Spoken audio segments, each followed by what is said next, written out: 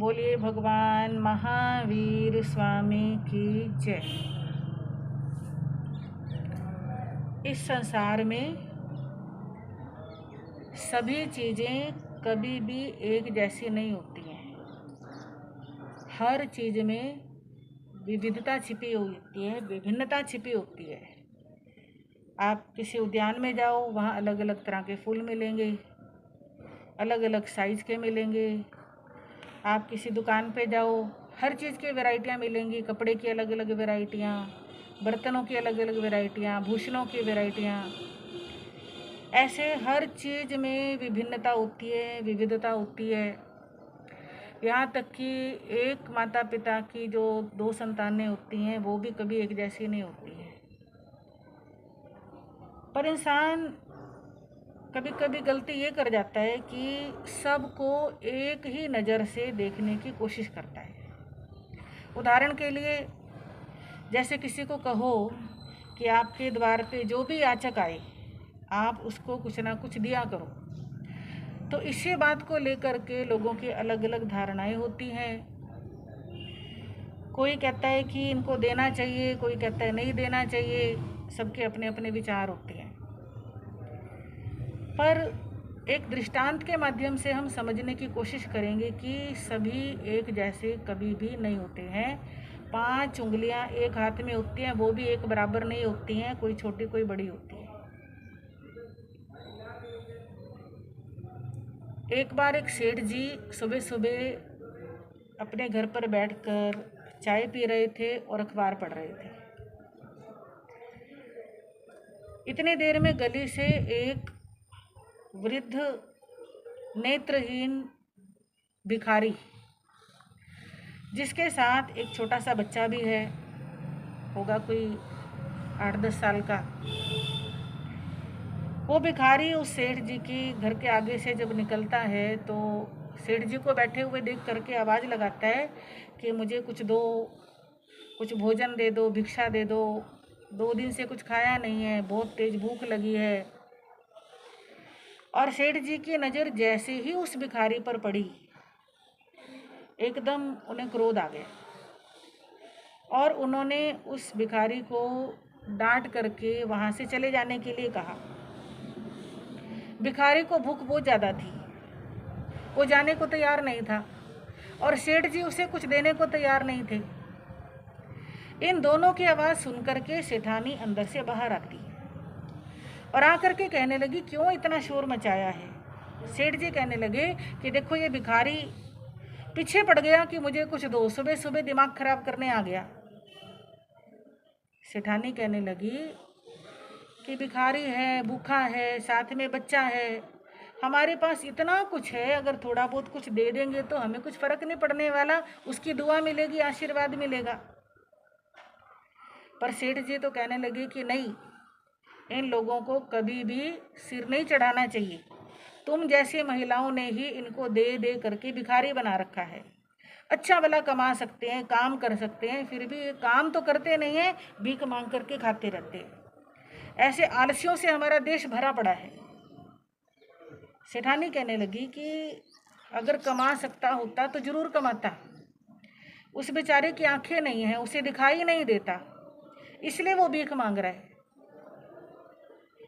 सेठ जी कहने लगे कि नहीं दिखाई देने का तो ये बहाना बनाते हैं। ये भिखारी लोग दिन में घर घर में घूम करके चेक करते हैं किसका घर कैसा है, किसके घर में कितना माल है, कौन कौन सदस्य हैं, और फिर रात को घरों में आकर के ये लोग चोरी करते हैं। सेठानी कहने लगी, अरे कुछ तो सोच समझ के बात करो, बेचारा नेत्रहीन है, ये कैसे चोरी करेगा, ये क्या देखेगा? सेठ जी कहते हैं इसके साथ बच्चा है ना, इस बच्चे को किस लिए लेकर के आया? इसीलिए लेकर के आया है कि ये सारा कुछ देखेगा और रात को चोरी करने के लिए ये लोग आएंगे। अब सेठानी ने सेठ जी से तो ज़्यादा बात करना उचित नहीं समझा, पर उस भिखारी को ही कहा कि बाबा, मेरी तो बहुत इच्छा थी, मेरे घर में भोजन भी है, मैं आपको देना भी चाहती हूँ, पर मैं मजबूर हूँ, मैं लाचार हूँ, अपने पति से आगे होकर के मैं भी कुछ कर नहीं सकती हूँ। भिखारी ने कहा कि कोई बात नहीं, आपने मेरे साथ इतने आराम से बात करी और हमको समझा, यही बहुत है आपके लिए और हमारे लिए। और मैं तो भिखारी हूँ, मुझे यहाँ से नहीं मिला तो आगे मिल जाएगा, कोई बात नहीं, मेरे मन में आपके लिए कोई मैल नहीं है। ऐसे बोल करके वो भिखारी और वो लड़का आगे चले जाते हैं। पर सेठानी का मन बड़ा खराब होता है कि ऐसा कैसा घर है, भरा पूरा घर, कोई मांगने आया उसको 2 रोटी भी ना मिले तो ऐसे घर का फायदा ही क्या है। सेठानी जाकर के चुपचाप अपने अंदर कमरे में बैठ जाती है और बड़ी परेशान होती है। इधर सेठ बड़ा खुश होता है कि अच्छा हुआ आज मैंने उस भिखारी को सबक सिखा दिया, अगर आज उसे दे देते तो रोज रोज आता, आज नहीं दिया तो वो आएगा ही नहीं यहाँ पे। ऐसे लोगों की आदतें खराब ही नहीं करनी चाहिए। सेठ जी बड़े खुश हैं, अपनी अपनी सोच है। कुछ दिनों के बाद एक दिन सेठ जी दुकान से घर आने में लेट हो जाते हैं। घर पे सेठानी इंतजार करती है कि सेठ जी अभी तक नहीं आए, अभी तक नहीं आए, अभी तक नहीं आए। सेठ जी 2, 3, 4 घंटे लेट हो जाते हैं, 11, 12 बज जाते हैं आने में सेठ। और जब सेठ जी आते हैं तो सेठानी कहती है कि आज कैसे इतनी देर लगा दी आपने, आगे तो कभी देर करते नहीं हो। मेरा तो मन घबरा रहा था कि कहीं कुछ अनिष्ट ना हो गया हो, सब कुछ ठीक ठाक तो है। सेठ जी कहते सब कुछ ठीक है, सब बहुत अच्छा है, आओ चलो मिलके खाना खाएंगी। सेठानी कहती है कि मेरा तो रात्रि भोजन का त्याग है, मेरे को तो रात को खाना ही नहीं है, आपके लिए लगा देती हूँ। सेठ जी कहते कोई बात नहीं, चलो तुम नहीं खाती हो तो मैं भी खा के क्या करूँगा। सेठ जी भी खाना मना कर देते हैं। और जब आराम से बैठते हैं तो सेठ जी कहने लगे कि आज मेरी दुकान के ऊपर एक ज्योतिषी आया था। ज्योतिषी जो जन्म पत्री देखते हैं, हस्तरेखा देखते हैं, मस्तक की रेखाएं देखते हैं, भविष्य बताते हैं। तो कुछ दिनों से मेरा व्यवसाय, मेरा काम कुछ ठीक नहीं चल रहा था, तो मैंने उस ज्योतिषी को अपने बारे में दिखाया, पूछा, तो उसने कहा कि तुमको दान करना चाहिए। लक्ष्मी जो आती है वो दान से आती है, पुण्य से आती है। आप का पुण्य कम हो रहा है इसलिए लक्ष्मी कम आ रही है, आप दान करना शुरू करो और इसलिए क्या आएगी, लक्ष्मी आएगी। सेठानी दान शब्द सुनते एकदम चहक गई। मैं तो पहले रोज कहती हूँ कि कुछ दिया करो। सेठ जी कहने लगे पहले मेरी पूरी बात तो सुन। पंडित जी ने बोला था कि भिखारियों को रोटी दिया करो, और मैंने उनको अच्छी तरह से समझा दिया कि मैं भिखारियों को रोटी देने के बिल्कुल पक्ष में नहीं। और पंडित जी भी मेरी बात समझ गए और फिर उन्होंने कहा कि चलो भिखारियों को मत दो, तुम ऐसा करो कि बंदरों को 1 किलो चने और 5 किलो मालपुए हर रोज खिलाया करो। 1 किलो चने और 5 किलो मालपुए हर रोज खिलाया करो सुबह सुबह, और फिर देखना आपके व्यापार में कितनी तरक्की होएगी। और सेठानी कल सुबह जल्दी उठना और उठ करके ये सारा सामान तैयार कर देना। ये तेरा हर रोज का क्रम रहेगा कि रोज सुबह सुबह 5 किलो मालपुए तूने तैयार करने हैं और चने में बाजार से ले आया करूँगा और बंदरों को खिलाया करूँगा। सेठानी सोचती है कि लो इंसानों को खाने के लिए नहीं मिलता, ये जानवरों को खिलाएंगे। पर चलो, अब जब किसी को कुछ समझना ही नहीं होता है तो फिर उसको समझाने से भी कोई लाभ नहीं होता है।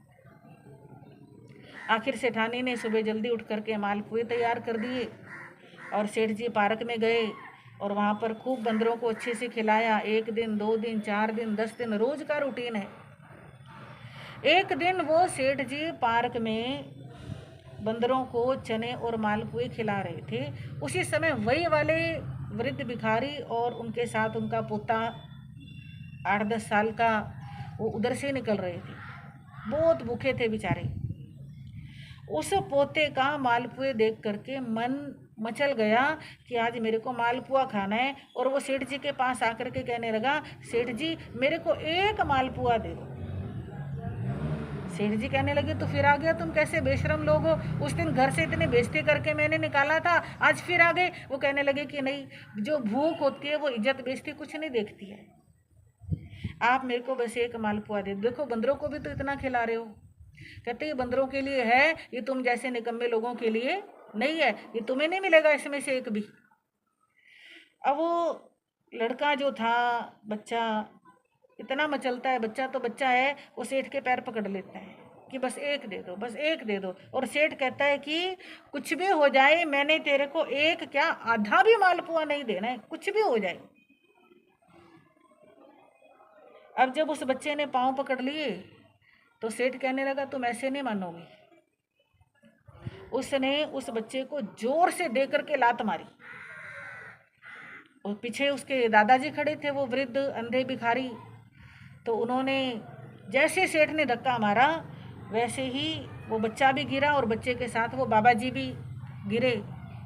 बच्चे को तो चोट नहीं लगी, पर बाबा जी के माथे के ऊपर चोट आई, खून निकलने लगा। पार्क में जितने भी लोग इधर उधर घूम रहे थे वो सबके सब इकट्ठे हो गए और सबने मिलकर के सेठ को बुरा भला बोलना शुरू कर दिया कि अगर आपको देना नहीं था तो ऐसे मारने का भी कोई अधिकार नहीं बनता है। और सब जब ऐसे बोलने लगे तो सेठ कहने लगा कि कुछ भी कहता, उससे पहले सब लोगों ने इसको चुप करा दिया। आज सेठ को बड़ी बेइज्जती महसूस होने लगी। इतनी देर में क्या होता है कि पुलिस वाले भी आ जाते हैं, और वो पुलिस वाले आकर के बाबा जी को कहने लगे कि बाबा जी आप चिंता मत करो, इस सेठ को हम लेकर के जाएंगे, जेल में बंद करेंगे, इसको कठिन से कठिन सजा देंगे। इसको वृद्ध पुरुषों का आदर भी नहीं करना आता है, भिखारी को अगर भोजन नहीं दे सकते तो ऐसे मारने का भी कोई अधिकार नहीं है। अब जब पुलिस वाले उस सेठ को पकड़ के ले जाने लगे तो बाबा जी ने कहा कि देखो इन्होंने हमको मारा नहीं है, ये तो बहुत अच्छे दानवीर सेठ हैं। ये तो मेरा को खुद को ही ठोकर लगी, क्योंकि मुझे नज़र नहीं आता है, खुद को ठोकर लगी और ठोकर लगने से मैं गिर गया और गिर करके चोट लगी है। अब पार्क में जितने लोग थे सबने देखा था कि सेठ ने लात मारी है, और लात मारने से वो बच्चा भी गिरा और बाबा जी भी गिरे। सबके सब लोग कहने लगे नहीं ये बाबा झूठ बोलता है, ये इस सेठ ने लात मारी है, हम जानते हैं, हमारी आंखों के सामने ऐसा हुआ। पर वो बाबा कहने लगे कि नहीं, इन सबको गलत फहमी हुई है, और मैं जो गिरा हूँ ठोकर लगने से खुद ही गिरा। और पार्क में जो लोग थे वो सोचने लगे वाकई में इस अंधे भिखारी का दिमाग खराब है, हम सब ने देखा है और ये हम इसकी साइड ले रहे हैं, सेठ को सजा दिलवा रहे हैं, और ये फिर भी हमको झूठा ठहरा रहा है, झूठ बोल रहा है। चलो कोई बात नहीं, हमें क्या, ये लोग होते ही इसी काबिल हैं, इनके मामले में बीच में पड़ना ही नहीं चाहिए। ऐसा सोच के पार्क वाले सब इधर उधर हो गए, और पुलिस वाले भी कहने लगे चलो जब गिरने वाला ही ऐसे कह रहा है कि मैं अपनी चोट लगने से गिरा तो हमें सेठ को पकड़ने का कोई अधिकार है ही नहीं, पुलिस वाले भी चले जाते हैं।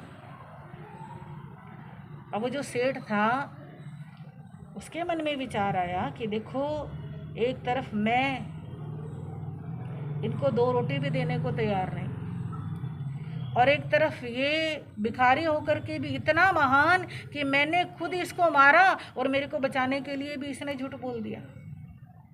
कहते किसी को बचाने के लिए झूठ भी बोला जाए तो वो झूठ झूठ नहीं होता, वो सच होता है। अब वो सेठ का मन जो था वो पलटना शुरू हो जाता है कि मैं सेठ होकर के भी भिखारी हूँ और ये भिखारी होकर के भी सेठ है, मैं तो किसी मारने वाले को क्षमा कर ही नहीं सकता, और इसने भिखारी होकर के भी मारने वाले को क्षमा कर दिया।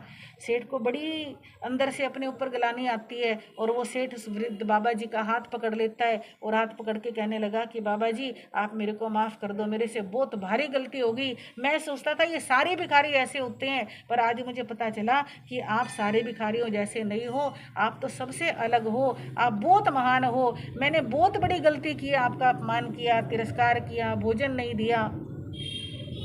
अब आप मेरे घर चलो और मेरे घर चल के भोजन भी करो, और मेरे घर पे ही रहना, मैं आपके घर, अपने घर पे आपके रहने की व्यवस्था करूँगा।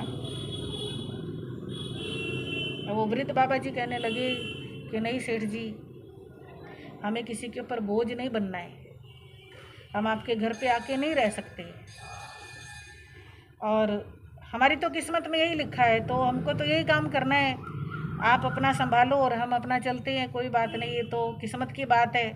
हमने पिछले जन्म में कोई पाप किए होंगे जो इस जन्म में भिखारी बन के ऐसे बिता रहे हैं, और अब किसी के ऊपर बोझ बनेंगे तो फिर क्या फ़ायदा है। सेठ कहने लगा कि नहीं, मेरे को तो आपके लिए कुछ ना कुछ करना है, मैं आपकी पक्की व्यवस्था करना चाहता हूँ। अब भिखारी कहने लगे कि सेठ जी अगर आप कुछ करना चाहते हैं तो मेरा ये जो पोता है 8-10 साल का, इसको आप अपने यहाँ नौकरी पर रख लीजिए।